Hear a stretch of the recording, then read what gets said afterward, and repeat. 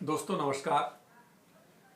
मैं Durgesh गुप्तराज। Valentine day के उपलक्ष्य में मैं आपसे अपने जीवन के अनुभवों को साझा करने की कड़ी में एक ऐसा अनुभव साझा करने जा रहा हूँ जिसको सुनकर आपको अच्छा लगेगा, आनंद आएगा। लेकिन आपसे अनुरोध है कि इस वीडियो का आप अंत तक देखें, तभी आपको इसका आनंद मिल पाएगा।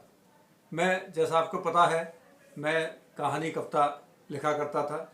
आज से 35 साल पहले भी मैं कहानी कविता जब लिखता था तो उनको अखबारों में, पत्रिकाओं में बहुत स्थान मिलता था। और उसी का परिणाम ये रहा कि मुझे अपने एक दोस्त के लिए प्रेम पत्र लिखना पड़े।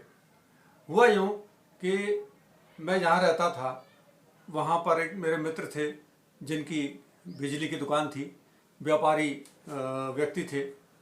अब उनका जब संबंध हुआ तो उत्तर प्रदेश के एक शहर में संबंध हुआ, तो उस लड़की के प्रेम पत्र आना शुरू हुए। उस समय ना मोबाइल थे, ना व्हाट्सएप थे, ना सोशल मीडिया थे, या तो टेलीफोन थे या चिट्ठी पत्री थी। चिट्ठी पत्री के माध्यम से ही उस समय पत्राचार होता था, प्रेम की अभिव्यक्ति होती थी, और जो भी विचार विनिमय होता था वो पत्र के माध्यम से होता था। आपने एक पत्र डाल दिया, उसके बाद प्रतीक्षा होती थी कि भाई देखिए जवाब कब आता है। अब हुआ यूँ कि मेरे मित्र जो कि व्यवसायी थे, मैकेनिक थे, अब उनके पास जब पहला पत्र आया तो वे थोड़े से सक पकाए। उनके समझ में नहीं आ रहा था कि मैं क्या करूं। वो मेरे पास आए, बोले भाई ये ऐसी बात है, अब मेरा संबंध हो गया है और वहाँ से ये पहला पत्र आया है, अब मैं क्या करूं, इसका जवाब कैसे दूं। मैंने कहा भाई अब ये तो प्रेम पत्र का मामला है, अब अपने भावों की अभिव्यक्ति तो तुमको खुद ही करनी चाहिए कायदे से, तो अब मैं इसमें क्या कर सकता हूँ। बोले नहीं यार, इसमें तुम्हें मेरी मदद करना पड़ेगी। मैंने बताओ मैं क्या मदद कर सकता हूँ। बोले तुम्हें इसका जवाब लिखना पड़ेगा। मैं अजीब धर्म संकट में फंस गया। मैंने कहा यार तुम क्या कह रहे हो, मैं तुम्हारे प्रेम पत्र का जवाब मैं कैसे लिख सकता हूँ। बोले नहीं यार, तुम्हें दोस्ती का फर्ज अदा करना पड़ेगा और मेरे पत्रों के जवाब तुम्हें ही लिखने पड़ेंगे। देखो मुझे तो चिट्ठी पत्र लिखना आता नहीं है, तुम्हें बिजली का काम कराना है, मैं आपके यहाँ बिजली का काम कर दिया करूँ भैया, लेकिन मेरे पत्रों का जवाब तुम्हें। देखिए बोले तुम लेखक हो, साहित्यकार हो, हैं, कविता लिखते हो, कहानी लिखते हो, तो यार ये पत्र का जवाब देने में क्या दिक्कत है। मैंने भाई जवाब देने में दिक्कत नहीं है, लेकिन तुम ये बताओ तुम्हारी भावनाओं को मैं कैसे व्यक्त कर सकता हूँ। नहीं, बोले वो मुझे कुछ नहीं मालूम, ये तो तुम्हें करना ही पड़ेगा। ठीक है भाई, क्या करता, अब दोस्ती का फर्ज निभाना था। वो पत्र मेरे यहाँ छोड़ गए। मैंने पत्र पढ़ा, पहला पत्र था, आप समझ सकते हैं भावों की अभिव्यक्ति से भरा हुआ था। उनके बारे में जानना चाहा, उनके विचारों के बारे में जानना चाहा, तमाम बात थी। अब मैंने उस पत्र का जवाब लिख दिया और उनको शाम को पत्र का जवाब दे दिया। लेकिन मैंने उनसे एक निवेदन किया कि भैया ये उत्तर तो मैंने बना दिया, लेकिन ऐसी गलती मत करना, इसको तुम अपनी हैंडराइटिंग में लिख के भेजना, नहीं तो तुम इसको ही भेज दो। हाँ हाँ बोले ये काम तो मैं कर दूंगा, मेरी राइटिंग बहुत अच्छी है। बहुत अच्छी बात है भैया, कम से कम इतना।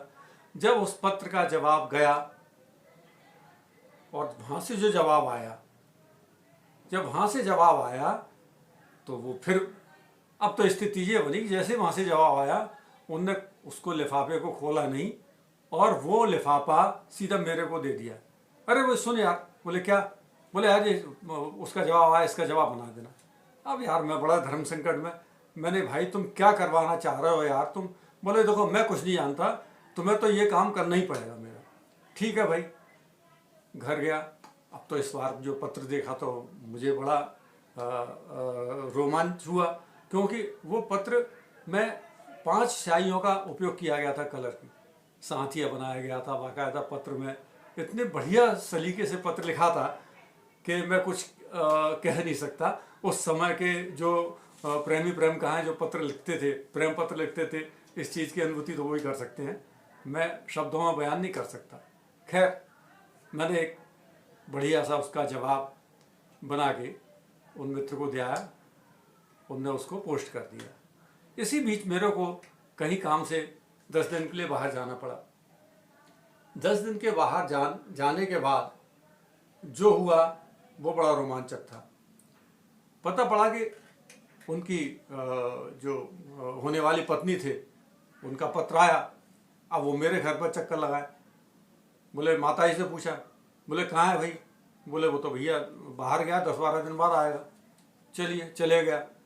फिर इसी बीच में 10-12 दिन के अंतराल में उनकी भावी पत्नी के 3 पत्र आ गए, और तीसरे पत्र उनने पढ़ के देखा होगा तो उसमें बड़ी शिकायत थी, बड़ी नाराज़गी व्यक्त की गई थी कि ऐसा लगता है कि आप मुझे चाहते नहीं हो, आप किसी और से चाहते हो, आप मुझे प्यार नहीं करते, इस तरह की बातें उसमें तमाम लिखी थी।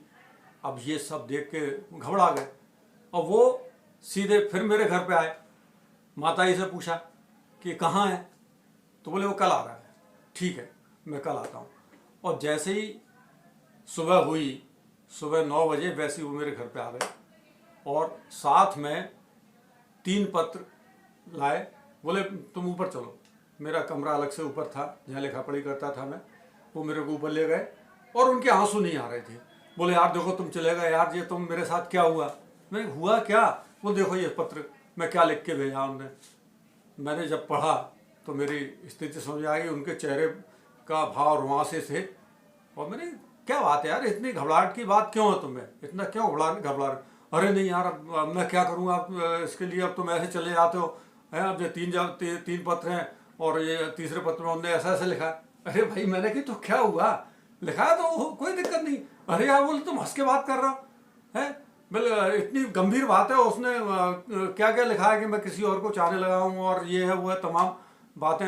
ये 3 पेज का खर्रा लिखा है, तीसरी चिट्ठी का जवाब भी नहीं दिया। तो मैं शांत रहो भाई, कोई दिक्कत नहीं है, मैं सब कर दूंगा, अभी सब्र करो। तो बोले यार इसका जवाब तत्काल बना के दो मैं आज शाम को तेरे को देता हूँ, शाम को। अब वो सब चले गए, उनको सांत्वना दी और चले गए। मैंने जब तीनों चिट्ठियाँ देखी, पढ़ी, तो मैं बड़े संकोच में, मैं बड़े धर्म संकट में, मैं यार इसका क्या जवाब दिया जाए। ये इतने आरोप लगाए गंभीर इसने मेरे मित्र पे, बड़ा धर्म संकट था मेरे को। अब क्या करता? ठीक है, फिर एक युक्ति सूझी मेरे को, और मैंने 3 लाइन का जवाब, 3 पत्रों का जवाब 3 लाइनों में लिख दिया। वो लाइन क्या थी? केवल, हे प्रिय, तुमने अपने तीसरे पत्र में इतने गंभीर आरोप लगाए हैं। अब ये प्रेम पत्र हैं, ये मैं किसी को पढ़ा तो सकता नहीं हूँ, और ना मैं किसी से जवाब लिखवा सकता। काम करते में, तुम्हें मालूम है इलेक्ट्रीशियन हूँ, बिजली का काम करते में मेरे अंगूठी में चोट लग जाने के कारण मैं इन पत्रों का जवाब नहीं दे पाया, और तुमने उसके लिए मेरे पे इतना दोषारोपण कर रखा है। अब मैं इसको क्या समझूं? मुझे बड़ा खेद है कि तुमने मेरे को समझने में गलती की। 3 पंक्तियों का जवाब मैं लेके उसके पास पहुंचा। अब वो मैंने पर्ची दी उसको, उसने पढ़ा। अरे यार, ये क्या कर रखा, क्या कर दिया तुम? बस ये जवाब, 3 चिट्ठियों का जवाब, उन्होंने इतने 3-3, 4-4 पेज। भाई तू सबर कर और ये चिट्ठी लिख के डाल दे। अरे यार, वो उन्हें संतोष नहीं हुआ। मैंने इतना काम तो कर। चलिए साहब, मैंने उनसे पत्र लिखवा के डलवा दिया। जब तीसरे दिन उनके पास 4 पेज का पत्र आया, तो उन्होंने तत्काल खोला, पढ़ा, और मेरे पास आए। मैं, क्या हुआ भाई? अरे यार, ये तो तुमने कमाल कर दिया। मैंने, क्यों, क्या हुआ? देखो क्या लिखा है। अब उस पत्र का संक्षेप का ये थी कि हे प्रिय, मैंने तुम्हें बहुत गलत समझा, तुम्हें जाने क्या क्या बोल दिया, क्या क्या दोषारोपण किए, मुझे क्षमा करो, मैं तुमसे बार बार क्षमा चाहती हूँ। उन्होंने 50 बार क्षमा मांगी होगी, और उसमें कुछ पानी के धब्बे से थे। तो उसमें बोला, ये पानी के धब्बे मत समझना, ये मेरे आंसू हैं, ये मेरी भावना है, जो मैं आपको लिखते लिखते अपने आप को क्षमा याचना से लिख रही हूँ। वो पत्र पढ़ के वो प्रफुल्लित हुए। अब ये बात तो यहाँ रही। उसके बाद उनकी शादी हो गई। उनकी शादी में मैं नहीं गया। मैंने कहा पता नहीं भाई क्या। उसके बाद मेरा भी स्थानांतरण हो गया, बात आई गई हो गई। ये तो प्रेम पत्र की बात यहाँ तक चली। उसके बाद रोचक तथ्य कब बना, रोचक घटना कब घटी? करीब 35 साल बाद मेरा उस शहर में जाना हुआ। अपने एक मित्र के यहाँ मैं ठहरा हुआ था। ऐसे ही बात में उनकी बात चल निकली। मैंने कहा भाई फलाने व्यक्ति क्या कर रहे हैं? अरे यार बोले उनने तो दुकान बंद कर दी, अब उनके बच्चे भी, 2 बच्चे हैं, दोनों बच्चे बहुत ही अच्छे जॉब कर रहे हैं और बढ़िया ज़िंदगी कट रही है। अरे यार वो तुमसे मिलने की बात करते हैं, कई बार कह चुके यार तुम यहाँ तो मैंने लगाओ फ़ोन उनको, लाओ भाई मिल ले यार, 30-35 साल 35 साल के बाद मिलना होगा उनसे। तो साहब उनको जैसे ही फ़ोन लगाया आधा घंटा भी नहीं हुआ और वो हाजिर हो गए। अरे यार बोले भाई क्या बात है यार, बोले मैं कब से तुम्हारी प्रतीक्षा कर रहा था और मैं चाहता हूँ कि तुम मेरे घर चलो। मैंने कहा भाई तुम क्या कर रहे हो, मुझे अपने घर क्यों ले जाना चाह रहे हो, तुम्हें मालूम है क्या स्थिति थी। नहीं नहीं वो सब बात क्लियर हो गई। मैंने क्या बात क्लियर हो गई। अरे यार बोले एक बार क्या हुआ, अब अकेले थे, बच्चे जॉब में निकल गए, हम दोनों पति पत्नी ऐसे ही बात कर रहे थे, मैं अपने काम में व्यस्त रहता हूँ, वो भी अपने मंदिर देवालय चली जाती है। एक दिन बोली कि क्यों एक चीज़ बताओ कि शादी के पहले तो तुम बड़ी रोमांटिक थे, बहुत अच्छी अच्छी बातें पत्रों में लिखा करते थे, अब तुमको क्या हो गया, अब तुम ना रोमांस करते हो ना रोमांटिक रहे। तो बोले भाई मैंने बहुत टाला। अरे बोले ऐसी कुछ बात नहीं है, अब उम्र का तकाजा है, वो बात अलग थी। नहीं नहीं तुम बताओ, तुम तो बिल्कुल तब बोले, मैंने कहा अब इस उम्र के पड़ाव पे अब क्या होना है। तब मैंने उनको हकीकत बताई कि भाई देखो मैं तो व्यापारी आदमी था, मैकेनिक था, मुझे कोई चिट्ठी पत्री लिखना नहीं आता था, मेरे एक मित्र थे उनसे मैं चिट्ठी लिखवाता था। ये बात सुन के वो भी शौक हो गई, बोले क्या कह रहे हो। हाँ तो बोले वो 3 लाइन की चिट्ठी, बोले वो भी उनने लिखी थी। अब मैंने कहा यार तुम तो जूते पड़वाने की बात कर दी तुमने पूरी। नहीं यार बोले अब तुम्हें तो घर चलना पड़ेगा। मैं अपने सपत्नी गया था वहाँ उस शहर में, तो बहुत आग्रह किया, मैं उनके साथ उनके घर पहुँचा। घर जैसे ही पहुँचा तो मैं देखता क्या हूँ कि वो संभ्रांत महिला मेरे प्रतीक्षा कर रही हैं।